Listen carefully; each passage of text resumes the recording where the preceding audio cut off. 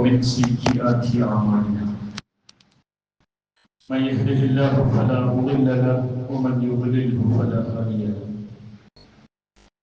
وأشهد أن لا إله إلا الله وحده لا شريك له وأشهد أن محمدا عبده ورسوله أرسله بالهدى ودين الحق ليظهره على الدين كله ولو كره المشركون اللهم صل وسلم وبارك على محمد وعلى آل محمد كما صليت وباركت على إبراهيم وعلى آل إبراهيم إنك حميد مجيد. عباد الله أوصيكم وإياي أولا بتقوى الله. يا أيها الذين آمنوا اتقوا الله حق تقاته ولا تموتن إلا وأنتم مسلمون. إن أريد إلا الإصلاح ما استطعت وما توفيقي إلا بالله عليه توكلت وإليه أنيب. رب اشرح لي صدري ويسر لي أمري واحلل عقدة من لساني يفقهوا قولي. يقول الله تعالى في القرآن الكريم: فأعوذ بالله من الشيطان الرجيم. يا أيها الذين آمنوا اجتنبوا كثيرا من الظن إن بعض الظن إثم ولا تجسسوا ولا يغتب بعضكم بعضا أيحب أحدكم أن يأكل لحم أخيه ميتا فكرهتموه واتقوا الله إن الله تواب رحيم. صدق الله العلي العظيم. പ്രിയമുള്ള സഹോദരന്മാരെ സഹോദരികളെ, കരുണാവാരിധിയായ റബ്ബ് സുബ്ഹാനഹു വ തആലയുടെ കൽപ്പനകൾ ജീവിതത്തിന്റെ എല്ലാ ഇടങ്ങളിലും പാലിച്ചുകൊണ്ട് പരമാവധി തഖ്വയോടുകൂടി ജീവിക്കണമെന്ന് ആദ്യമായി എന്നെയും ഈ സദസ്സിലെ ഓരോരുത്തരെയും പ്രത്യേകമായി ഓർമ്മപ്പെടുത്തുകയാണ് ഉണർത്തുക. റഹ്മാനായ റബ്ബ് നമ്മുടെ ദുആകൾ സ്വീകരിച്ച് ഈ ലോകത്തും പരലോകത്തും ക്ഷേമവും ഐശ്വര്യവുമുള്ള ഒരു ജീവിതം നൽകി അനുഗ്രഹിക്കുമാറാകട്ടെ. നാളെ നമ്മുടെ ബന്ധുമിത്രാദികളോടൊപ്പം നാം ഇഷ്ടപ്പെടുന്നവരോടൊപ്പം അല്ലാഹുവിന്റെ ജന്നാത്തുൽ ഫിർദൗസിൽ ഒരുമിച്ച് കൂടുവാനുള്ള ഭാഗ്യം അല്ലാഹു നമുക്ക് നൽകുമാറാകട്ടെ.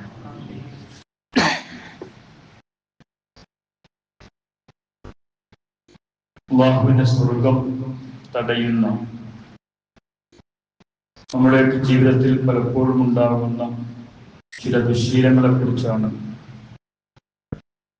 കഴിഞ്ഞ ഖുതുബയിൽ സൂചിപ്പിച്ചത്.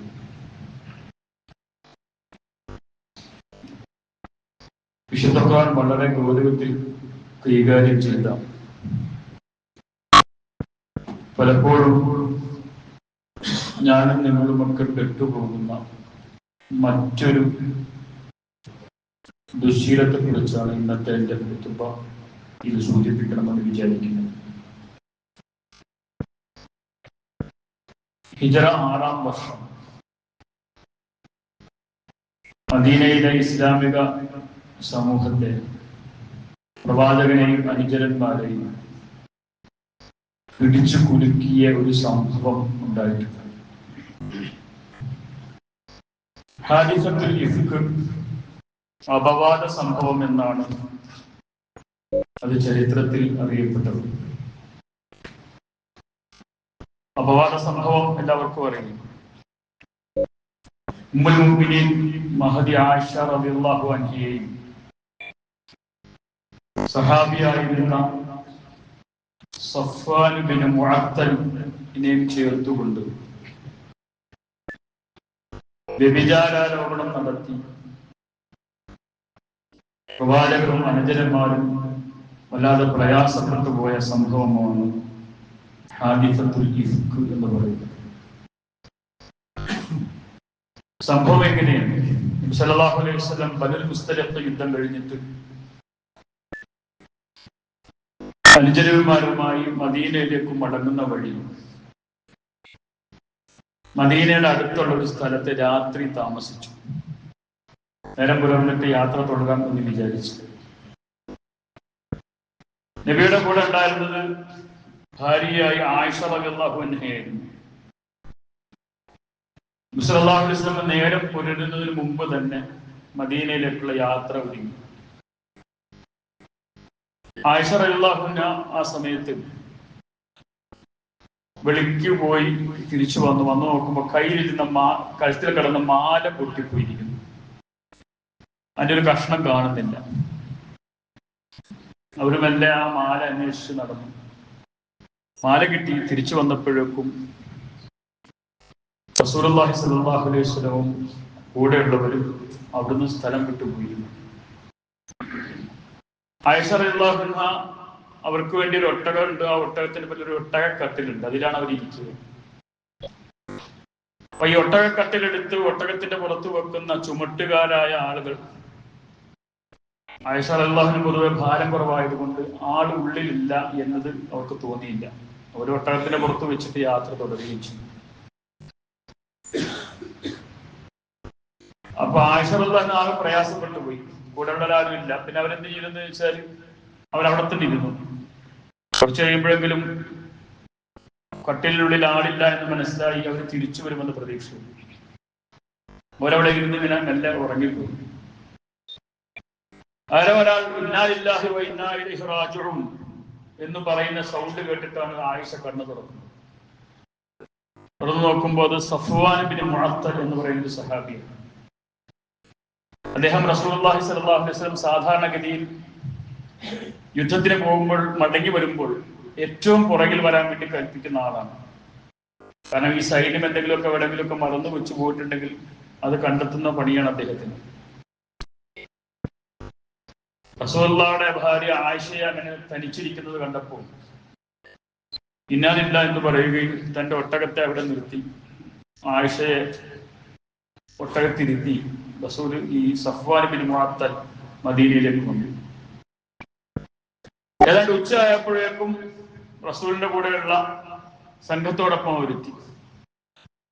അപ്പോ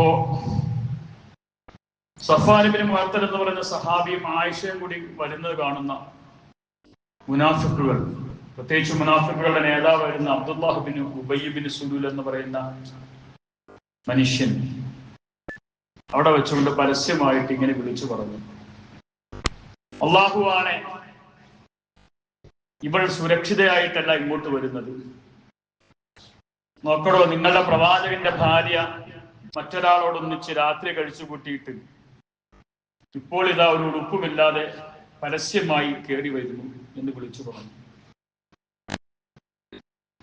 സഹാബികൾ ഒരു നിമിഷം വല്ലാതെ പരിഭ്രമിച്ചു പോയി. റസൂലിന്റെ ഭാര്യ ഒരു അന്യപുരുഷന്റെ കൂടെ കടന്നു വരുന്നു എന്നതാണ് കാണുന്നത്. മുനാഫിക്കുകൾ ഈ വാർത്ത ഇങ്ങനെ പരത്തിക്കൊണ്ടേയിരുന്നു. ഓരോരുത്തരിടത്തും അടക്കം പറഞ്ഞ് പെരുപ്പിച്ചുകൊണ്ടേയിരുന്നു. ചില സഹാബികളും ആ പ്രചരണത്തിൽ പങ്കുകൊണ്ടു എന്നാണ് ചരിത്രം പറയുന്നത്. ആയിഷ റളിയല്ലാഹു അൻഹ സഫ്വാൻ ബിൻ മുഅത്തലുമായി വ്യഭിചരിച്ചു എന്ന വാർത്തയാണ് പറയുന്നത്. ആയിഷ മദീനത്തിൽ ഉടനെ അസുഖം ബാധിച്ച് കിടക്കുകയും ചെയ്തു. റസൂലുള്ളാഹിയുടെ മുന്നിൽ വേറെ മാർഗമൊന്നുമില്ല. ഈ വാർത്ത ഇങ്ങനെ പ്രചരിച്ചു കൊണ്ടിരിക്കുമ്പോൾ റസൂൽ വളരെ നിശബ്ദമായി നിൽക്കുക ചെയ്തത്. വഹിയും അവതരിച്ചില്ല. ഏതാണ്ട് ഒരു മാസത്തോളം റസൂൽ വഹി അവതരിച്ചിട്ടില്ല. മുനാഫിക്കുകൾ ആ അവസരം പരമാവധി ഉപയോഗപ്പെടുത്തിക്കൊണ്ട് അവരുടെ മനസ്സിലുള്ള മുഴുവൻ ദുഷ്ടതയും പ്രചരിപ്പിച്ചുകൊണ്ടേയിരുന്നു. പിന്നീട് ആയിഷ റളിയല്ലാഹു അൻഹയുടെ നിരപരാധിത്വം ബോധ്യപ്പെടുത്തിക്കൊണ്ട് സൂറത്തു നൂർ അവതരിപ്പിക്കുമ്പോഴാണ് റസൂലിന് ഒന്ന് ആശ്വാസമാകുന്നത്. സൂറത്തു നൂറിൽ ഈ അപവാദ സംഭവത്തെ വിശദീകരിച്ചുകൊണ്ട് പറഞ്ഞതിന് ശേഷം അള്ളാഹു പറയുന്ന ചില ആയത്തുകളുണ്ട്. ഇന്നല്ലദീന ജാഉ ബിൽ ഇഫ്കി ഉസ്ബത്തും മിൻകും ഈ അപവാദം കെട്ടിച്ചമച്ചവർ നിങ്ങളിൽ തന്നെയുള്ള ഒരു കൂടി ആളുകളാകുന്നു. ലാ തഹ്സബൂഹു ശർറൻ ലക്കും ബൽ ഹുവ ഖൈറുൻ ലക്കും. ഈ സംഭവത്തെ നിങ്ങൾ വലിയ ദോഷമായിട്ടൊന്നും കാണേണ്ടതില്ല. അതിൽ ചില നന്മകളുണ്ട്. ആരാണ് നല്ലവൻ, ആരാണ് കെട്ടവൻ, ആരുടെയൊക്കെ മനസ്സാണ് ചീഞ്ഞത് എന്ന് തിരിച്ചറിയാനുള്ള ഒരു അവസരമാണ്. അതുകൊണ്ട് നിങ്ങളത് മോശമായി കാണേണ്ടതില്ല എന്ന് പറയുന്നുണ്ട്. എന്നിട്ട് റബ്ബ് പറയാണ്, ലിക്കുല്ലി ഇംറിഇൻ മിൻഹും മക്തസബ മിനൽ ഇസ്ം. ഇതിൽ ആരൊക്കെ പങ്കെടുത്തിട്ടുണ്ടോ അവർക്കൊക്കെയും കനത്ത പാപമാണുള്ളത്. വല്ലദീ തവല്ല കിബ്റഹു മിൻഹും ലഹു അദാബുൻ അളീം. അതിൽ മുഖ്യ പങ്ക് വഹിച്ചവന് കൊടും ശിക്ഷയാണ് നാം ഒരുക്കി വെച്ചിട്ടുള്ളത് എന്ന് പറഞ്ഞുകൊണ്ടാണ് സൂറത്തുൻ നൂർ ഈ സംഭവത്തെ സമാപിപ്പിക്കുന്നത്. എന്നിട്ട് അല്ലാഹ് ചോദിക്കുന്ന ഒരു ചോദ്യം, അല്ലയോ വിശ്വാസികളെ, ലൗലാ ഇദ് സമഅ്തുമൂഹു വന്നൽ മുഅ്മിനൂന വൽ മുഅ്മിനാത്തു ബിഅൻഫുസിഹിം ഖൈറൻ. നിങ്ങളുടെ പ്രവാചകന്റെ ഭാര്യയെ സംബന്ധിച്ച് ഇതുപോലൊരു അപവാദം കേട്ടിട്ട്, നിങ്ങളുടെ കൂട്ടത്തിലുള്ള ഒരു സഹാബിയെ കുറിച്ച് ഇത്ര വലിയൊരു അപരാധം ആരോപിക്കപ്പെട്ടിട്ട് നിങ്ങൾക്ക് അങ്ങനെയൊന്നും സംഭവിക്കുകയില്ല, നല്ലത് കരുതിക്കൂടായിരുന്നു. ലൗലാ ഇൻ സമഅ്തുമൂഹു വന്നൽ മുഅ്മിനൂന വൽ മുഅ്മിനാത്തു ബിഅൻഫുസിഹിം ഖൈറൻ. അവർ വിശ്വാസികളെ കുറിച്ച് നല്ലത് കരുതിക്കൂടായിരുന്നു. വഖാലു ഹാദാ ഇഫ്കും മുബീൻ. ഇതൊരു കെട്ടിച്ചമക്കപ്പെട്ട കഥയാണെന്ന് അവർക്ക് പറഞ്ഞുകൂടായിരുന്നു എന്ന് ചോദിച്ചുകൊണ്ടാണ് ഈ സംഭവത്തെ വിശുദ്ധ ഖുർആൻ അവസാനിപ്പിക്കുന്നത്. ഊഹാപോഹങ്ങൾ പരത്തുക എന്ന് പറയുന്നത് ചെറിയ കാര്യമൊന്നുമല്ല. ഒരടിസ്ഥാനവുമില്ലാത്ത, ഒരു തെളിവുമില്ലാത്ത, ഓരോരുത്തരുടെയും മനസ്സ് എത്രയും ചീഞ്ഞതാണോ ആ ചീഞ്ഞതിന്റെ അളവനുസരിച്ച് ഊഹങ്ങൾ പരത്തിക്കൊണ്ടിരിക്കുന്ന ഒരു കാലത്താണ് നമ്മൾ ജീവിക്കുന്നത്. എല്ലാ ഫിത്നകളുടെയും അടിസ്ഥാനം അത് കുടുംബ ബന്ധങ്ങളെ ബാധിക്കുന്നോ സുഹൃത്ത് ബന്ധങ്ങളെ ബാധിക്കുന്നു എന്നത് മാത്രമൊന്നുമല്ല. നമ്മളത് ആലോചിച്ച് നോക്കുക. ഈ ഇന്ത്യയിൽ നടന്ന സംഘപരിവാർ നടത്തിക്കൊണ്ടിരുന്ന എല്ലാ കലാപങ്ങളുടെയും പിന്നിൽ ഒരടിസ്ഥാനവുമില്ലാത്ത ഊഹങ്ങൾ പറഞ്ഞു വരുത്തിക്കൊണ്ടാണ്. ഇറച്ചി വെക്കുന്നു, ഇറച്ചി പശുവിൻ്റെതാണ്, പശുവിനെ കൊന്നിട്ടുണ്ട്, അതുകൊണ്ട് പശുവിനെ കൊല്ലണം, പശുവിനെ കൊന്നവനെ കൊല്ലണം എന്ന് പറയുന്ന സിദ്ധാന്തങ്ങൾ ചമച്ച് കൂട്ടക്കൊല നടത്തിയ നാടാണ് നമ്മുടെ. ഗോദ്രയിൽ തീവണ്ടി തീ വെച്ച് ആരാണോ തീവണ്ടിയിൽ തീ വെച്ചത് അവര് തന്നെ അത് മുസ്ലിങ്ങളാണെന്ന് പറഞ്ഞു പരത്തി അതിന്റെ പേരിൽ കലാപം നടത്തിയ ആളുകളാണ്. മണ്ണിന്റെ അടിയിൽ കൊണ്ടുപോയി വിഗ്രഹം കുഴിച്ചിട്ടിട്ട് അത് പുറത്തെടുത്തത് രാമന്റേതാണെന്ന് പറഞ്ഞിട്ട് ബാബരി മസ്ജിദ് തകർത്ത ആളുകളാണ്.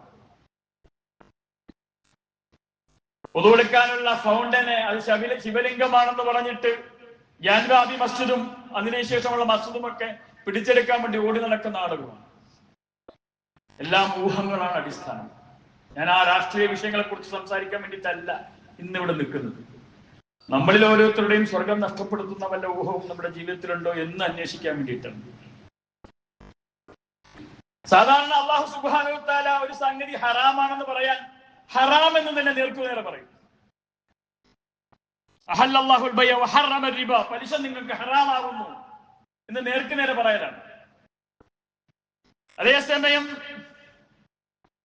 ചില കാര്യങ്ങളുടെ നിഷിദ്ധത, ഹറാമിന്റെ കാഠിന്യം സൂചിപ്പിക്കാൻ വേണ്ടിയിട്ട് അല്ലാഹ് ഹറാം എന്ന് പദം പതിവ് പ്രയോഗിക്കാതെ പകരം ഇജ്തിനാബ് എന്ന് പറയും.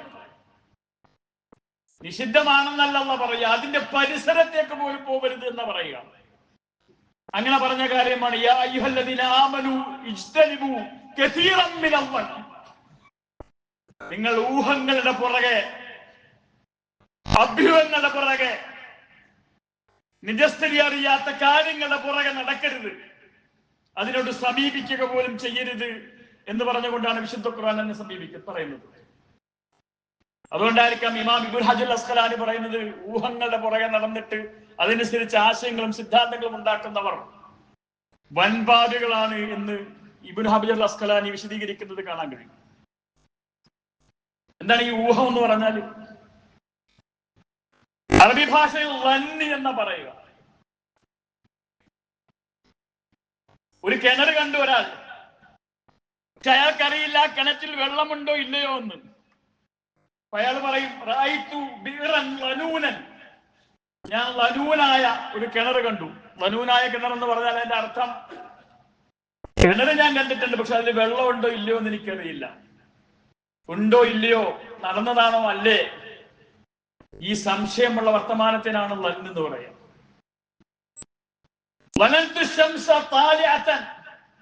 സൂര്യൻ ഉദിച്ചിട്ടുണ്ടോ ഇല്ലയോ എന്ന് സംശയമുള്ളപ്പോ അറബി പറയുന്ന വാചകം. അഥവാ പല സാധ്യതകൾ ഉണ്ടാകുമ്പോൾ, രണ്ടിനും സാധ്യതയുള്ളപ്പോൾ ഒരാൾ ഒന്നിനെ കുറിച്ച് ഊഹിക്കുന്നു എന്നതിനെയാണ് ലന്നി എന്ന് പറയുന്നത്. വിശുദ്ധ ഖുർആനിൽ ലന്നി എന്ന പദം പറഞ്ഞിട്ട് രണ്ടു തരം ലന്നിനെ കുറിച്ച് സൂചിപ്പിക്കുന്നുണ്ട്. അതിലൊന്നാമത്തേത് മനുഷ്യനും അള്ളാഹും തമ്മിലുണ്ടാകുന്ന ബന്ധത്തിൽ ലന്ന് വെച്ച് പുലർത്തുക എന്നാണ്. അള്ളാഹുവിനെ കുറിച്ച് മനുഷ്യൻ ചില തെറ്റിദ്ധാരണകൾ വെച്ച് പുലർത്താറുണ്ട്. അത് പറയുന്നിടത്ത് അള്ളാഹു ലന്നി എന്ന പ്രയോഗിച്ചിട്ടുള്ളത്. അള്ളാഹ് പറയുന്നുണ്ട്, ഫമാ ലന്നുക്കും ബിറബ്ബിൽ ആലമീൻ, റബ്ബിനെ കുറിച്ചുള്ള നിങ്ങളുടെ ധാരണ എന്താണെന്നുള്ള ചോദിക്കുന്നുണ്ട്. പല മനുഷ്യരും അള്ളാഹുവിനെ കാണുന്ന പല കോലത്തിലാണ്. അതുകൊണ്ടാണ് അള്ളാഹു സുബ്ഹാനഹു വ തആല മനുഷ്യർ വെച്ചു പുലർത്തുന്ന, അള്ളാഹുവിനെ കുറിച്ച് വെച്ചു പുലർത്തുന്ന വിശ്വാസങ്ങളെ കുറിച്ച് പറയുമ്പോൾ ലന്നുൽ ജാഹിലിയ എന്ന് പ്രയോഗിക്കുന്നുണ്ട്. ജാഹിലിയത്തിന്റെ ലന്നി എന്ന് പ്രയോഗിക്കുന്നുണ്ട്. ചിലർ പറയുന്നു അള്ളാഹ്ക്ക് ആൺമക്കളുണ്ട്, ചിലർ പറയുന്നു അള്ളാഹ്ക്ക് പെൺമക്കളുണ്ട്, ചിലർ പറയുന്നു മലക്കുകൾ അള്ളാഹുവിന്റെ പെൺമക്കളാകുന്നു, വേറെ ചിലർ പറയുന്നു മലക്കുകൾ അള്ളാഹുവിന്റെ അടിയാളന്മാരാകുന്നു. അതേസമയം ആ മലക്കുകൾക്ക് അള്ളാഹുവിൽ സ്വാധീനം ചെലുത്താനുള്ള കഴിവുണ്ട്. ഇങ്ങനെ പല വിശ്വാസങ്ങളും വെച്ചു പുലർത്തുന്ന ആളുകൾ കാണും. ദൗർഭാഗ്യവശാൽ ഉമ്മത്ത് മുസ്ലിമിലും ഇങ്ങനത്തെ ഒരു വിഭാഗങ്ങളുണ്ട്. അതുകൊണ്ടാണ് വിശുദ്ധ ഖുർആൻ ഇവരെ കുറിച്ച് പറയുന്നത്, അലാ ഇന്ന ലില്ലാഹി മൻ ഫിസ് സമാവാതി വമൻ ഫിൽ അർദ് വമാ യത്തബിഉ അല്ലദീന യദ്ഉന മിൻ ദൂനില്ലാഹി ശുറകാ ഇൻ യത്തബിഉന ഇല്ല അല്ലന്ന വഇൻഹും ബില്ലാഹി യഖ്റുസൂൻ. ഈ ആളുകളുണ്ടല്ലോ, അള്ളാഹുവിന് പങ്കുകാരെ സമർപ്പിക്കുന്ന, അള്ളാഹുവിന് ശുപാർശകരുണ്ടെന്ന് പറയുന്ന, പടച്ചതമ്പരാന് ആൺമക്കളും പെൺമക്കളും സന്താനങ്ങളും ഉണ്ടെന്ന് പറയുന്ന, പ്രവാചകന്മാർ അള്ളാഹുവിന്റെ സന്തതികളാണെന്ന് പറയുന്ന ഈ മൂഢവിശ്വാസികളുണ്ടല്ലോ, ഈ യത്തബിഊന ഇല്ല അല്ലന്ന, അവർ ഊഹമാണ് വെച്ചു പുലർത്തുന്നത് എന്ന് വിശുദ്ധ ഖുർആൻ പഠിപ്പിക്കുന്നത് കാണാൻ കഴിയും. നമ്മളിലുകൊണ്ട് അതിൽ കുടുങ്ങിപ്പോയ മനുഷ്യന്മാര്, നമ്മളെപ്പോലെ തന്നെ ജീവിച്ച് സാധാരണഗതിയിൽ ജീവിച്ച് മരിച്ചു മണ്ണടിഞ്ഞു പോയ ഒരു മനുഷ്യൻ,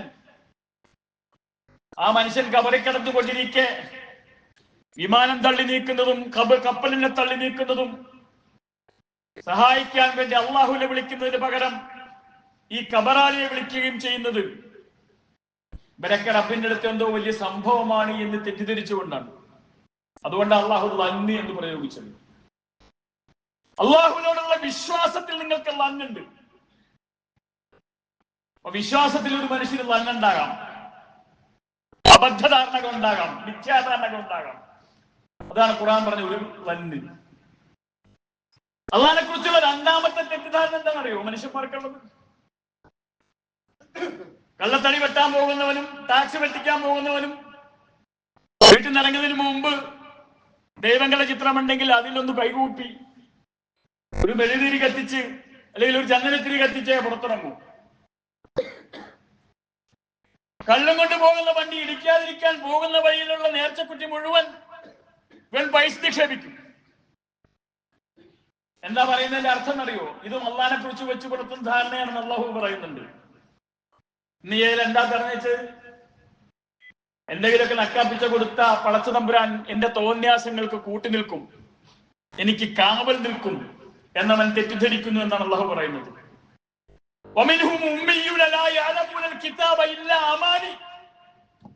കുറെ വ്യാമോഹങ്ങളുമായി നടക്കുന്നവരാണവർ.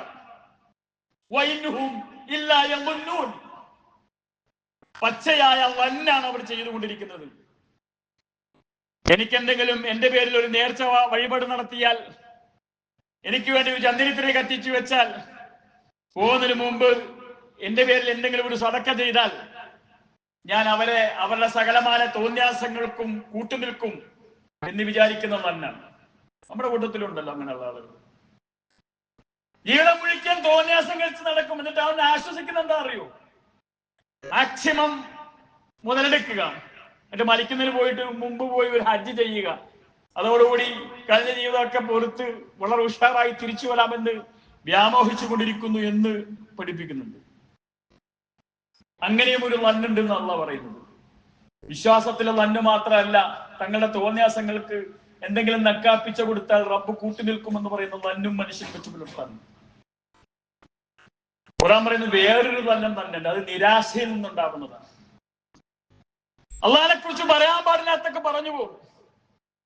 കച്ചവടം ഒന്ന് പൊളിഞ്ഞു, ബിസിനസ് ഒന്ന് പൊട്ടിപ്പോയപ്പോ എന്താ റബ്ബ് ഇങ്ങനെ, എന്നെ മാത്രം എന്താ റബ്ബ് ഇങ്ങനെ കഷ്ടപ്പെടുത്തുന്നത്, എന്നോടൊന്നും റബ്ബിനൊരു കാരുണ്യവും ഇല്ലാത്തത്. ജീവിതത്തിൽ ഒരു പ്രയാസം വരുമ്പോ, ചെറിയൊരു രോഗം വരുമ്പോ റബ്ബെന്താ എന്നെ കൈവിട്ടത്? റബ്ബിന്റെ കാരണത്തിലുള്ള മുഴുവൻ വിശ്വാസവും നഷ്ടപ്പെട്ട് തോന്യാസം പറയുന്ന ഒരു ലന്നിനെ കുറിച്ചും കൂടി അള്ളാഹു പറയുന്നുണ്ട്. ഒരിക്കലും സ്വന്തം കാര്യം നോക്കൂല. ഈ ബിസിനസ് പരാജയപ്പെടാൻ എന്റെ ഭാഗത്ത് എന്തെങ്കിലും അലസത സംഭവിച്ചിട്ടുണ്ടോ? അതോ എന്റെ ആസൂത്രണത്തിന്റെ പിഴവാണോ? എന്റെ ദീർഘവീക്ഷണമില്ലായ്മയാണോ? അതല്ല എന്റെ ധാരാളിത്തമാണോ? ബിസിനസ് ചെയ്യാൻ വെച്ചിരുന്ന മൂലധനം തന്നെ എടുത്ത് ദൂർത്തടിച്ചതിന് ശേഷം ബിസിനസ് പൊളിഞ്ഞ് എന്ന് അവലംബിച്ചിട്ട് പറയൻ എന്തോന്ന് അള്ള ഇപ്പൊ ഇങ്ങനെ, എന്നോട് മാത്രം എന്താ അള്ള ഇങ്ങനെ പെരുമാറുന്നത്? ഇതും ഒരു നല്ലാണെന്നാണ് അള്ളാഹു പറയുന്നത്.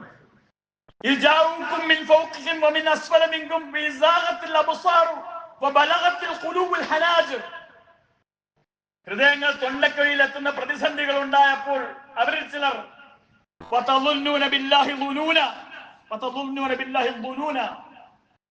അവരിൽ ചിലർ അള്ളാഹിനെ ചീത്ത പറയാൻ തുടങ്ങി, അള്ളാഹുവിനെ കുറിച്ച് ലന്ന് വെച്ച് പുലർത്താൻ തുടങ്ങി എന്ന് വിശുദ്ധ ഖുർആൻ പഠിപ്പിക്കുന്നത് കാണാൻ കഴിയും.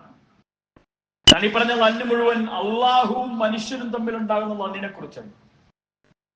എന്നാൽ വിശുദ്ധ ഖുർആൻ വിലക്കിയ രണ്ടാമത്തൊരു ലന്നുണ്ട്. അത് ഞാനും നിങ്ങളും തമ്മിലുള്ള, മനുഷ്യനും തമ്മിലുള്ള ബന്ധത്തിലുണ്ടാകുന്ന ഊഹങ്ങളാണ്.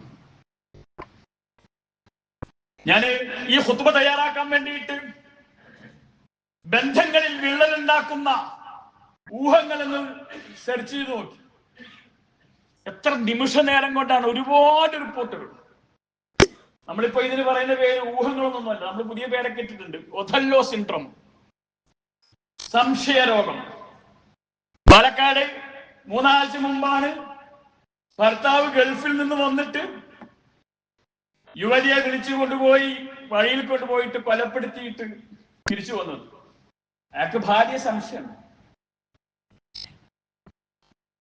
ഇതേ നാട്ടിൽ തന്നെ എന്തുമാത്രം വാർത്തയെ കേൾക്കുന്നത്. ഒഥല്ലോ സിൻഡ്രോം എന്നതിന് പറയാം.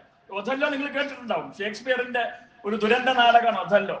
ഒഥല്ലോ എന്ന് പറയുന്ന കഥാനായകൻ, ഈ കഥാനായകന് തന്റെ ഭാര്യ ഡെസ്ഡിമോണയിൽ ഒരു സംശയം തോന്നിക്കുന്നുണ്ട്. അവള് ചാരിത്രപതിയാണോ, അവൾ ആരെങ്കിലും അപഹരിച്ചിട്ടുണ്ടോ സംശയം തോന്നിയിട്ട് അവസാനം അവളെ കൊന്നു കഴിയുമ്പോഴാണ് ഈ ഒഥല്ലോക്ക് മനസ്സിലാകുന്നത് തന്റെ ഭാര്യ എത്ര വിശ്വസ്തയായിരുന്നു എന്ന് പറയുന്നത്. അങ്ങനെ അയാൾ ആത്മഹത്യ ചെയ്യുന്നതാണ് ഈ ഒഥല്ലോ എന്ന് പറയുന്ന നാടകത്തിന്റെ പേര്. അതാണ് ഈ അസുഖത്തിന് കിട്ടിയ പേര്, ഒഥല്ലോ സിൻഡ്രോം അല്ലെങ്കിൽ ഡെലൂഷണൽ ഡിസോർഡർ എന്ന് പറയുന്നത്. വളരെ വേഗത്തിൽ വ്യാപിച്ചുകൊണ്ടിരിക്കുന്നതാണ്. എന്നെ അത്ഭുതപ്പെടുത്തിയ കാര്യം, കേരളത്തിൽ നടക്കുന്ന വിവാഹമോചനങ്ങളിൽ നല്ലൊരു ശതമാനം ഒന്നുകിൽ ഭർത്താവിന്റെ സംശയരോഗം അല്ലെങ്കിൽ ഭാര്യയുടെ സംശയരോഗം. ഒരുപാട് കഥകൾ ഇങ്ങനെ കാണാൻ കഴിയും. ഭാര്യയെ ലോഡ്ജിലേക്ക് വിളിച്ചു വരുത്തി കഴുത്തെടുത്ത് കൊന്ന പ്രവാസിയായ ഭർത്താവ്. ഞാൻ ജസ്റ്റ് റിപ്പോർട്ട് ഇങ്ങനെ വായിച്ചു നോക്കുകയാണ്. മറ്റൊരു ഭാര്യയുടെ ഫോൺ പരിശോധിച്ചിട്ട് അവളുടെ ജാറിനെ കുറിച്ച് തെളിവൊന്നും ലഭിക്കാതിരുന്നപ്പോൾ ചുറ്റുവട്ടത്തുള്ള ആളുകളുടെ മുടിക്കുകയും ഫോൺ നമ്പർ വാങ്ങിയിട്ട് ഇയാൾ സൈബർ സെല്ലിൽ പോയി ഇവളുടെ ഫോണിൽ വരുന്ന നമ്പരൊക്കെ തപ്പി ആരെയും കിട്ടാതെ വന്നിട്ട് ഒരു തെളിവും കിട്ടാതെ വന്നപ്പോ പിന്നെ എന്ത് ചെയ്യാനാ, ഒരു നിവൃത്തിയില്ലാതെ അവളെ ഒഴിവാക്കി. എന്തായാലും നിനക്കൊണ്ട്, ഞാൻ നിനക്ക് അതിനേക്കാൾ മികച്ച ഒരു ടെക്നോളജി നിന്റെ അടുത്തുണ്ട് എന്ന് പറഞ്ഞിട്ട് ഒഴിവാക്കി പോകും. നിങ്ങൾ ഈ സംശയരോഗിയെ കുറിച്ച് ഉപദേശിക്കാൻ നടന്നാൽ എങ്ങനെ ഉണ്ടാവും അറിയോ? ഏതെങ്കിലും ഒരു സംശയരോഗി ഉപദേശിക്കാൻ നടന്നു നോക്കിയിട്ടുണ്ട് ആരെങ്കിലും? നല്ല രസമാണ്. നിങ്ങൾ ചെന്നിട്ട് നിങ്ങളിങ്ങനെ നിങ്ങളുടെ ഭാര്യയെ സംശയിക്കരുത് എന്ന് പറഞ്ഞ് ഉപദേശിച്ച് നോക്കിയാൽ കുറച്ച് കഴിയുമ്പോൾ അവനും എന്നെയും തമ്മിലായിരിക്കും ബന്ധിപ്പിച്ച് വരാൻ പോകുന്നു അടുത്ത കഥ. ഇതാണ് ഈ സംശയരോഗത്തിന്റെ പ്രത്യേകത. ഞാൻ നേരത്തെ പരിഹരിക്കാൻ പോയ ഒരു കുടുംബ പ്രശ്നമുണ്ട്. ഒരു 55 വയസ്സുള്ള ഒരു സ്ത്രീ, അവളുടെ വീട്ടിലേക്ക് ഒരു പുതിയ പെൺകുട്ടി കടന്നു വന്നു. മകൻ വിവാഹം കഴിച്ചുകൊണ്ടൊന്നും വേണം, നല്ല സദ്വൃത്തയായ സാലിഹത്തായ ഒരു പെൺകുട്ടി. കുറച്ചു കഴിഞ്ഞപ്പോ ഈ സ്ത്രീക്ക് സംശയം, ഈ മരുമോളുമായിട്ട് തന്റെ ഭർത്താവിന് അഥവാ അമ്മായിപ്പന് അമ്മോശന് ബന്ധമുണ്ടോ?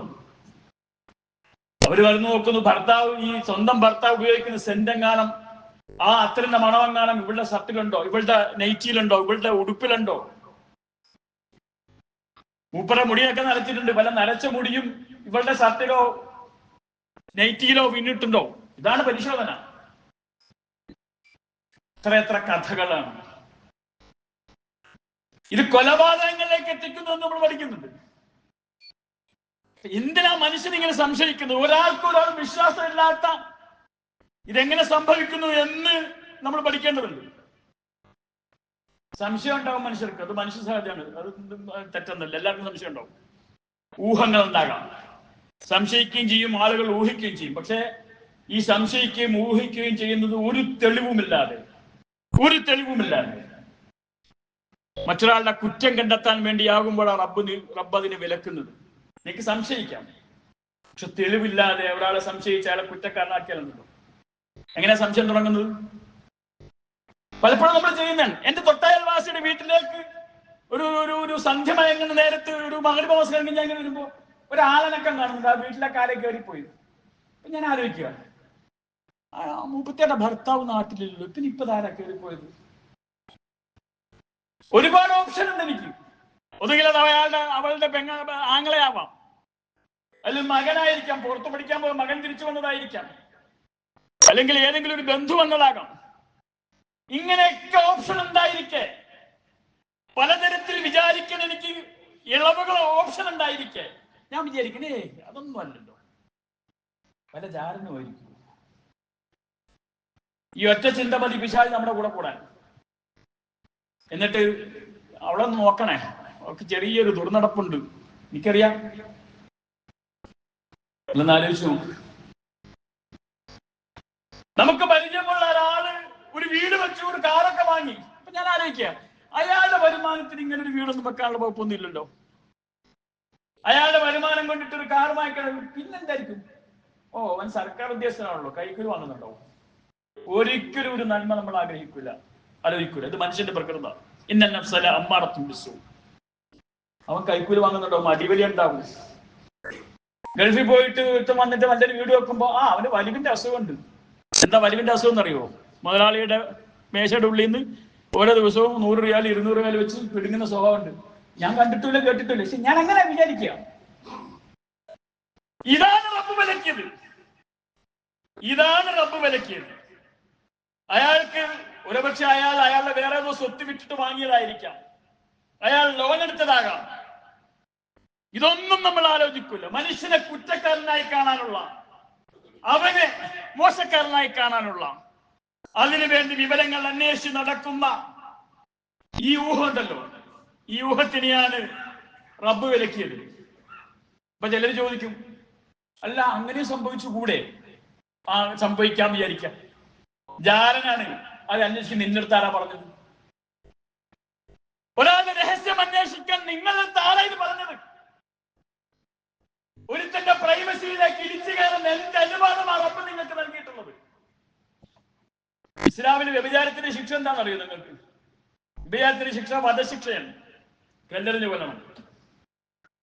പക്ഷെ ഇസ്ലാമിൽ വെച്ച വ്യവസ്ഥ വെച്ചിട്ട് ഒരാളെ വ്യഭിചാരത്തിന് ശിക്ഷ നടപ്പാക്കാൻ പറ്റില്ല. 4 പേർ പരസ്യമായി കാണുക. അതിനുവേണ്ടി ഫിഖ്ഹിൽ പ്രയോഗിച്ച പദപ്രയോഗം പ്രയോഗിക്കാൻ എനിക്ക് ചിലപ്പോൾ ലജ്ജയുണ്ട്. 4 പേർ പരസ്യമായി, ഒരു അന്യപുരുഷനും സ്ത്രീയും പരസ്യമായി വ്യഭിചരിക്കുന്നത് പരസ്യമായി കണ്ടാലാണ് ശിക്ഷിക്കുക. നമ്മളെപ്പോലെ ഒളിക്യാമറ വെച്ച് വീടിന്റെ ഉള്ളിൽ ഒരുത്തൻ കള്ളു കുടിക്കുന്നുണ്ടോ എന്ന് അന്വേഷിച്ചിട്ട് വീടിന്റെ ഉള്ളിൽ കയറിയിട്ട് അവൻ വെള്ളം അടിക്കുന്നുണ്ട് വീട്ടിൽ വെച്ചെന്ന് പറഞ്ഞിട്ട് ഇസ്ലാമിന്റെ കോടതിയിൽ ചെല്ലാൻ പറ്റൂല. ആദ്യത്തെ ചോദ്യം നിന്നോടായിരിക്കും. നീ എന്തിനാ അവന്റെ വീട്ടിലേക്ക് എത്തി നോക്കിയാ ചോദിക്കുക, അല്ല അവൻ വെള്ളം ഒടിച്ചോന്നല്ല ചോദിക്കുക. ഒരാളുടെ സ്വകാര്യതയുണ്ട്, അയാൾക്കൊരു പ്രൈവസി ഉണ്ട്. അതിനെ നിങ്ങൾക്ക് ഭംഗിക്കാൻ അവകാശം എന്താണെന്നാണ് പറഞ്ഞത്. ഇത് നിങ്ങളുടെ സ്വർഗത്തെ കെടുത്തി കളയും, നമ്മുടെ സ്വർഗത്തെ നഷ്ടപ്പെടുത്തി കളയുമെന്നാണ് റബ്ബ് പറയുന്നത്. അതുകൊണ്ട് ആയത്തിൽ നോക്ക്, യാ അയ്യുഹല്ലദീന ഇജ്തനിബൂ, നിങ്ങൾ ലന്നിനെ സൂക്ഷിക്കണം, നിങ്ങൾ ലന്നിനെ സൂക്ഷിക്കണം എന്നിട്ട് പറയുകയാണ്. ഇജ്തനിബൂ കസീറൻ മിനൽ ലൻ ഇന്ന ബഅദൽ ലന്നി ഇസ്മുൻ. ശരിയായിരിക്കാം, ചില ലന്നുകൾ ശരിയായിരിക്കാം, പക്ഷെ അത് തെറ്റാണ്. തൊട്ടടുത്ത വാക്കെന്താ? വലാ തജസ്സസു, നിങ്ങൾ ചാരപ്പണി നടത്തരുത്, നിങ്ങൾ ഒളിഞ്ഞു നോക്കരുത്. മറ്റുള്ളവന്റെ സ്വകാര്യതയിലേക്ക് ഒളിഞ്ഞതാകാൻ നിങ്ങൾക്ക് അവകാശമില്ല. വലാ യഗ്തബ് ബഅദുകും ബഅദൻ, നിങ്ങൾ പരസ്പരം അന്യോന്യം ആളുകളെ കുറിച്ച് അറിയാത്തത് പറയരുത്. അയ്യുഹിബ്ബു അഹദുക്കും അൻ യഅകുല ലഹ്മ അഖീഹി മൈതൻ. അതിന്റെ കുറ്റം എന്താണെന്നറിയോ നിങ്ങൾക്ക്? മനുഷ്യന്റെ മാംസം തിന്നാൻ പറ്റൂലല്ലോ. സ്വന്തം കൂടപ്പറപ്പിനെ വെട്ടിക്കൊന്നിട്ട് അവന്റെ മാംസം ഭക്ഷിക്കുന്നവനെ പോലെയാണ് മറ്റുള്ളവന്റെ രഹസ്യങ്ങൾ തേടി നടക്കുന്നവൻ. ഖുർആന്റെ പ്രയോഗം അയ്യുഹിബ്ബു അഹദുക്കും അൻ യഅകുല ലഹ്മ അഖീഹി മൈതൻ ഫകരിഹ്തുമു. നിങ്ങൾ ആരെങ്കിലും സ്വന്തം സഹോദരനെ വെട്ടിനുറുക്കി തിന്നുവോടോ? അതുപോലെയാണ് നീ ചെയ്തുകൊണ്ടിരിക്കുന്നത് എന്ന് അല്ലാഹു സുബ്ഹാനഹു വ തആല പഠിപ്പിക്കുന്നുണ്ട്. റസൂലുള്ളാഹി പറയുന്നത് അങ്ങനെയാണ്, ഇയ്യാകും വല്ലൻ, നിങ്ങൾ ഊഹങ്ങളുടെ പുറകെ സംശയങ്ങളുടെ പുറകെ നടക്കരുത്.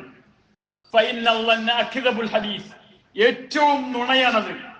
വലാ തഹസ്സസു, നിങ്ങൾ ന്യൂനതകൾ ചികഞ്ഞു നടക്കരുത്. വലാ തജസ്സസു, നിങ്ങൾ ചാരപ്പണി നടത്തരുത്. വലാ തഹാസദു, നിങ്ങൾ അസൂയ വെച്ച് പുലർത്തരുത്. വലാ തദാബറു, നിങ്ങൾ പരസ്പരം ഗൂഢാലോചന നടത്തരുത്. വലാ തബാഗദു, പരസ്പരം വെറുപ്പിക്കരുത്. വഖൂനു ഇബാദല്ലാഹി ഇഖ്വാന, നിങ്ങൾ പരസ്പരം സഹോദരന്മാരെ പോലെ ജീവിക്കാൻ പഠിക്കുക എന്ന് പഠിപ്പിക്കുന്നത്. നമ്മളാലോചിക്കില്ല, എന്തുകൊണ്ടാണ് ഈ മനുഷ്യന്മാര് ആളുകളുടെ ന്യൂനതകൾ അന്വേഷിച്ച് നടക്കുന്നത്? നമ്മുടെ കണ്ണിന്റെ ഒരു പ്രത്യേകത ഉണ്ട്, അത് അറിയുന്നത്. കണ്ണു വെച്ച് എല്ലാം കാണാം. എനിക്ക് നിങ്ങളെ കാണാം, നിങ്ങൾക്ക് എന്നെ കാണാം, എല്ലാം കാണാം. അതേസമയം കണ്ണിന്റെ ഉള്ളിൽ ഒരു കരട് പോയാൽ കാണാൻ പറ്റുമോ? നമുക്ക് കണ്ണിന്റെ ഉള്ളിൽ പോയാൽ കരട് നമുക്ക് കാണാൻ പറ്റൂലല്ലോ. ഇതുപോലെയാണ് നമ്മുടെ കണ്ണിൽ വലിയ കോല് കിടക്കുമ്പോഴാണ് മറ്റവന്റെ കണ്ണിലെ കരട് അന്വേഷിച്ചിട്ട് ആളുകൾ നടക്കുന്നത്. മറ്റുള്ളവന്റെ ന്യൂനതകളൊക്കെ നമ്മൾ കാണും. അവനവന്റെ കണ്ണിൽ വീഴുന്ന കരടിനെ കാണാൻ കഴിയാത്ത പോലത്തെ മനുഷ്യന്മാരാണ്. ഇതാണ് പലപ്പോഴും മനുഷ്യന്മാർ പെരുമാറ്റം എന്നാണ് അള്ളാഹു പറയുന്ന ഒന്നാമത്തെ കാര്യം. ലന്നിന്റെ ഒന്നാമത്തെ ന്യായം, ഇൻ തത്തബിഊന ഇല്ല ലന്ന വമാ തഹവൽ അൻഫുസ്, അവന്റെ മനസ്സിന്റെ ചീയൽ, അതിന്റെ വെറുപ്പ്, അതിന്റെ പക, അതിന്റെ അസൂയ, ഇതാണ് ആളുകളുടെ രഹസ്യം അന്വേഷിക്കാനുള്ള ഒന്നാമത്തെ കാരണം എന്ന് അള്ളാഹു പറയുന്നത്. ഇൻ തത്തബിഊന ഇല്ല ലന്ന വമാ തഹവൽ അൻഫുസ്, അവനവന്റെ മനുഷ്യന്റെ മനസ്സ് എത്ര മോശമാണോ അത്രയും മോശമായിരിക്കും അവന്റെ സ്വഭാവവും. അപ്പൊ നമ്മൾ അറിഞ്ഞുകൊണ്ട് വിചാരിക്കുക, ആരെങ്കിലും ഊഹം പ്രചരിപ്പിച്ച് ആരെങ്കിലും കുറിച്ച് നമുക്ക് അറിയാത്ത കാര്യങ്ങൾ പറഞ്ഞു വരുത്തിയാൽ അത് യഥാർത്ഥത്തിൽ നമ്മളെ തന്നെയാണ് പ്രതിഫലിപ്പിക്കുന്നത് എന്ന് തിരിച്ചറിയാൻ കഴിയണം. രണ്ടാമത്തെ ന്യായം അള്ളാഹു പറയാണ്, ആളുകളുടെ ന്യൂനതകൾ അന്വേഷിക്കാൻ രണ്ടാമത്തെ കാരണം എന്താ അറിയുമോ? അൽ മർഉ യഖീസു അലാ നഫ്സിഹി, അവരും എന്നൊക്കെ പോലെ തന്നെയാണ് എന്നെ ധരിച്ചുകൊണ്ടാണെന്ന്. എനിക്കൊരാളെ കാണുമ്പോ എന്റെ എന്തൊക്കെ ദൗർബല്യങ്ങളുണ്ടോ, എനിക്ക് എന്തൊക്കെ ന്യൂനതകളുണ്ടോ, ഇതേ ന്യൂനതകൾ അവനും ഉണ്ടാകും എന്ന് വിചാരിച്ചിട്ടാണ് നമ്മൾ നടക്കുന്നത്. എനിക്ക് എന്തൊക്കെ പ്രശ്നങ്ങളുണ്ട്, ഈ പ്രശ്നങ്ങളൊക്കെ അവനുണ്ടാവും. അതുകൊണ്ട് ഇങ്ങനൊരു സാഹചര്യത്തിൽ ഞാൻ ഇങ്ങനെയാണ് ചെയ്യുന്നതെങ്കിൽ അവനും അങ്ങനെ ചെയ്യൂ എന്നതാണ് രണ്ടാമത്തത്. മനുഷ്യൻ അവനവനെ താരതമ്യപ്പെടുത്തിക്കൊണ്ട് മറ്റുള്ളവന്റെ ന്യൂനതകൾ അന്വേഷിക്കാൻ നടക്കുന്നു. മൂന്നാമത്തത് എന്താ? ഇവൻ കാണുന്ന സീരിയല്, ഇവൻ കാണുന്ന റീൽസ്, ഇത് വെച്ചിട്ട് ആണ് ഭയങ്കരമായിട്ട് ഇത് ഭയങ്കര അടിസ്ഥാനമാക്കിയിട്ടാണ് വിചാരിക്കുന്നത്. അപ്പൊ നിങ്ങൾ ശ്രദ്ധിച്ചിട്ടുണ്ടാവും, ഈ സീരിയലുകളിൽ അമ്മായിമ്മയും നാത്തൂനും തമ്മിൽ ഒന്നും പോരായിരിക്കും. സീരിയല് കാണണമെങ്കിൽ അമ്മായിമ്മയും നാത്തൂനും തമ്മിൽ പോരണ്ടാകണ്ടേ? ഇവരാകുമ്പോ ഈ ഭയങ്കര സുഹൃത്ത് ബന്ധുക്കളാണെങ്കിൽ പിന്നെ എന്ത് സീരിയല്? നമ്മൾ ഈ സീരിയല് കാണുന്നതിന് വേണ്ടിയിട്ടാ. ഇന്ന് അമ്മായിമ്മ ഒരു കാര്യം ചെയ്തു, ആ പാവപ്പെട്ട പെൺകുട്ടിയെ പീഡിപ്പിക്കാൻ തുടങ്ങി. അടുത്ത ആഴ്ച അതിന്റെ ബാക്കി എന്താണെന്ന് അറിയാനാണ് നമ്മളിങ്ങനെ ആകാംക്ഷയോടെ കാത്തിരിക്കുന്നത്. അതല്ല, ഈ അമ്മായിയമ്മയും വരുമ്പോഴും വളരെ സന്തോഷത്തോടെ ജീവിക്കുകയാണെങ്കിൽ സീരിയലിന് പ്രസക്തി ഇല്ലല്ലോ, ഇതാരും കാണൂലല്ലോ. അപ്പൊ ഇങ്ങനെ കാണുന്നതും കേൾക്കുന്നതും അയാളുടെ സോഷ്യൽ ഡിവൈസുകളിലൂടെ, അത്തരം സംവിധാന പ്ലാറ്റ്ഫോമുകളിലൂടെ ഇതൊക്കെ വെച്ചുകൊണ്ട് മറ്റുള്ളവരെയും വിലയിരുത്താൻ തുടങ്ങും എന്നതാണ് മൂന്നാമത്തെ പ്രശ്നം. നാലാമത്തെ എന്താന്ന് വെച്ചാൽ, നാലാമത്തത് ഞാൻ വളരെ ഉഷാറാണ്, ഐ എം ഓൾവേസ് റൈറ്റ്, ഞാൻ വളരെ ഉഷാറാണ്, മറ്റുള്ളവർ തെറ്റാണ്. അതുകൊണ്ട് മറ്റുള്ളവർക്ക് തെറ്റാണ്, മറ്റുള്ളവർ കുറ്റക്കാരാണ് എന്ന് സ്ഥാപിക്കാനുള്ള എൻ്റെ മനസ്സിന്റെ ആഗ്രഹം. ഞാൻ വളരെ റൈറ്റാണ് എന്ന് കാണിക്കാൻ വേണ്ടിയിട്ട് മറ്റുള്ളവനെ കുറ്റപ്പെടുത്താൻ ശ്രമം. എന്ത് ചെയ്യണമെന്ന് അള്ളാഹു പറയുന്നറിയോ? എന്താണ് യഥാർത്ഥത്തിൽ ഒരു വിശ്വാസിയുടെ നിലപാട്? അള്ളാഹു പറയുന്നത്, റസൂൽ പറയുന്നുണ്ട്, നിങ്ങളുടെ സഹോദരനെ സംബന്ധിച്ച് മോശമായ ഒരു വാർത്ത കേട്ടാൽ, റസൂൽ പറയാ, നിങ്ങളുടെ സഹോദരനെ കുറിച്ച് കേൾക്കുന്ന മോശമായ പത്രം നിങ്ങൾ എന്റെ ചെവിയിൽ എത്തിക്കരുത് എന്നാണ് റസൂൽ പറയാം. നിങ്ങൾ എന്റെ ചെവിയിലേക്ക് എത്തിക്കരുത്. ഒരുപക്ഷെ അവൻ എന്തെങ്കിലും ന്യായം ഉണ്ടാകാം. കേരളത്തിലെ അടുത്തൊരു സിനിമ ഇറങ്ങിയിരുന്നു, വികൃതി എന്ന് പറഞ്ഞിട്ട്. എന്താ വികൃതി എന്ന സിനിമയുടെ വളരെ ചെറിയ തീമാണ്, പക്ഷെ വളരെ ഗംഭീരമായ ഒരു തീമാണ്. എന്താന്ന് വെച്ചാല്, ഒരാൾ മെട്രോ ട്രെയിനിൽ യാത്ര ചെയ്യണം. അപ്പൊ അയാളുടെ ജോലി സ്ഥലത്ത് നിന്ന് ഭയങ്കര പ്രഷർ ഉണ്ടായിട്ട് കുറെ നേരം ജോലിയൊക്കെ ചെയ്ത് ക്ഷീണിച്ച് ആകം പ്രയാസപ്പെട്ട് എങ്ങനെയെങ്കിലും വന്നിട്ട് ഈ ട്രെയിനിലേക്ക് കണ്ട സീറ്റൊക്കെയും കിടന്നു. അപ്പൊ വേറൊരുത്തനത് വീഡിയോ എടുക്കുക. അവൻ വിചാരിക്കുന്ന ഇവൻ വെള്ളം അടിച്ചിട്ട് വന്ന് പാമ്പായിട്ട് വന്നിട്ട് കിടക്കുകയാണെന്നാണ്. എന്നിട്ട് ഇവൻ ഈ വീഡിയോ എടുത്തിട്ട് പ്രചരിപ്പിച്ച അടിയിലൊരു ക്യാപ്ഷൻ, മെട്രോയിൽ പാമ്പ് എന്ന് പറഞ്ഞിട്ട്. ഇതാണ് ആ സിനിമയുടെ ഒരു ചെറിയ തീമാണ്. അത് നടന്നൊരു സംഭവത്തെ കുറിച്ചുള്ള ഒരു സിനിമയാണ്. പിറ്റേന്ന് ആ കുട്ടിയുടെ അയാളുടെ മകൾക്ക് സ്കൂളിൽ പോകാൻ കഴിയുന്നില്ല. സ്കൂളിൽ ചെല്ലുമ്പോഴൊക്കെ ആളുകൾ അതേ വരുന്നു, പാമ്പിന്റെ മോളാണെന്ന്. ഇയാൾക്ക് ജോലി സ്ഥലത്ത് ചെല്ലാൻ പറ്റുന്നില്ല, ആളുകൾ ആക്ഷേപിക്കുന്നു. വികൃതി എന്ന് പറ്റാനാണ് ആ സിനിമയുടെ പേര് എനിക്ക് തോന്നുന്നു. ഇത് തന്നെയല്ലേ സംഭവിച്ചുകൊണ്ടിരിക്കുന്നത്? എന്താണ് യഥാർത്ഥത്തിൽ നടന്നത്? ഇതൊന്നും അറിയില്ല. നമ്മൾ അപ്പൊ കാണുന്നത് വെച്ച് നമ്മുടേതായ ഒരു കമന്റ്, നമ്മുടേതായ ഒരു ക്യാപ്ഷൻ, അത് മതി മനുഷ്യന്റെ ജീവിതത്തിൽ ഇല്ലാതാക്കാൻ. അപ്പൊ അള്ളാഹുവിന്റെ റസൂല് പറയാൻ, നിങ്ങൾ ആളുകൾക്ക് ഉദുരുകൾ കൊടുക്കണം. ഒരാളെ കാണാൻ പാടില്ലാത്ത സന്ദർഭത്തിൽ കണ്ടാൽ അയാളെ കുറിച്ച് നല്ലത് കരുതണം. നിങ്ങൾ ആളുകളോട് ആളുകൾക്ക് നന്മ കാണാനുള്ള മനസ്സുണ്ടാക്കണം, നന്മ കാണാൻ ശ്രമിക്കണം. ഒരുപക്ഷെ അയാൾക്ക് അങ്ങനെയായിരിക്കാം, അയാൾ ഇങ്ങനെ കിടക്കുന്നുണ്ട്, വെള്ളം അടിക്കാനല്ലാതെ വേറൊരു സാധ്യതയില്ല. എന്തുമാത്രം സാധ്യതയുണ്ട്? അയാളുടെ കാലിൽ മസിൽ കയറിയിട്ട് കിടന്നതാണെങ്കിലോ, അല്ലെങ്കിൽ അയാൾ ക്ഷീണിച്ചു കൊണ്ട് കിടന്നതാണെങ്കിലോ, അതൊന്നും കൊടുക്കൂല. എന്നിട്ട് ഈ വെള്ളം അടിച്ചു എന്നൊക്കെ ആവശ്യം കൊടുക്കണമെങ്കിൽ അതാ റസൂൽ പറയുന്നത്, ഇൽതമസുലി അഖീകും ഉദ്റൻ. ഒരു ഹദീസ്, അത് ഹദീസാണോ എനിക്ക് ഉറപ്പില്ല, അതിൽ 70 തവണ എന്ന് ഒരു വാക്കുണ്ട്, 70 മറ എന്നുണ്ട്. അവൻ നിങ്ങൾ ഒരു ഉദുർ കൊടുക്കുക. രണ്ടാമത്തെ റസൂൽ പറയാൻ, ദഅമാ യുരീബുക ഇലാ മാ ലാ യുരീബുക. നീ സംശയമുണ്ടെങ്കിൽ ദയവേത് അതിന് വിട്ടേക്ക്. ആ സംശയമുള്ള കാര്യത്തെ വിട്ടിട്ട് സംശയമില്ലാത്തതിനെ മുറുകെ പിടിക്കുക. നിനക്കുറപ്പുള്ളത് മാത്രം പറയുക, ഉറപ്പുള്ളത് മാത്രം ചെയ്യുക, സംശയമുള്ളത് നീ ഒഴിവാക്കുക. ദഅമാ യുരീബുക ഇലാ മാ ലാ യുരീബുക. മൂന്നാമത്തേത് റസൂൽ പറയുന്നു, സംശയാസ്പദമായ ഇടങ്ങളിൽ നിന്ന് വിട്ടുനിൽക്കാൻ ശീലിക്കണം. നമ്മൾ സ്വയം സംശയം ഉണ്ടാക്കാനുള്ള ഞാൻ ഉണ്ടാക്കരുത്. നിങ്ങൾക്ക് നല്ല ഭക്ഷണം കഴിക്കാൻ കിട്ടുമ്പോൾ കള്ള് ഷാപ്പിൽ തന്നെ സാധാരണ സംഭവിക്കുന്നതാണ്. ചില കള്ള് ഷാപ്പിലൊക്കെ ഷാപ്പ് കറികൾ, നല്ല ഊണും കിട്ടും. നിങ്ങൾക്ക് അവിടുന്ന് തന്നെ ഭക്ഷണം കഴിക്കുന്ന ഇത്ര വാശി എന്താ? നിങ്ങൾ കള്ളു കുടിക്കാൻ കയറിയതല്ല, ആ കടയിൽ പോലും നല്ല ഭക്ഷണം കിട്ടും. സുഹൃത്തേക്ക് ഏറെയും ഭക്ഷണം കിട്ടുന്നതിന് തൽക്കാലം ആ ആഗ്രഹത്തിൽ നിർത്തുക.